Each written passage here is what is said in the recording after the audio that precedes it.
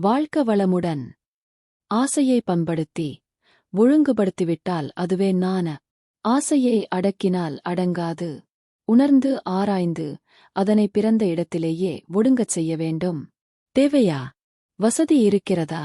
பின் விளைவு என்ன என்று ஆராயும்போது நிறைவு செய்யக்கூடாத தீய ஆசைகள் அப்போதே அமைதி பெறும். பிறந்த இடத்திலேயே, அதாவது மனதிலேயே தானாகவே மாய்ந்துவிடும். அப்படியின்றி ஆராய்ச்சி தெளிவு திடசங்கற்பமின்றி ஆசையை அதன் இயக்கத்திற்கு விட்டுவிட்டால் அனுபோகத்தைப் பெறாதவரை அதற்கும் மனத்திற்கும் அமைதியில்லை. உலக வாழ்வில் பொருள், மக்கள், பாலுறவு, புகழ், செல்வாக்கு என்ற ஐவகைப்பற்று ஏற்படுவது இயல்பே. கடமை உணர்வோடும் அளவு முறை அறிந்தும் விழிப்போடு இப்பற்றுக்களை காத்துக் கொள்ள வேண்டியது பிறவிப் பயனை எய்த அவசியமானது. நீரில் குளிப்பது தேவைதான். ஆனால் நீரில் முழுகிவிடாமலும் காத்துக் கொள்ள வேண்டும்.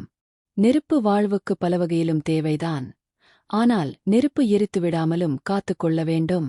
தூங்கும்போது தலையணை வேண்டும். அதற்காக அதனை எந்நேரமும் தலையில் கட்டிக்கொண்டு இருப்பதில்லையே.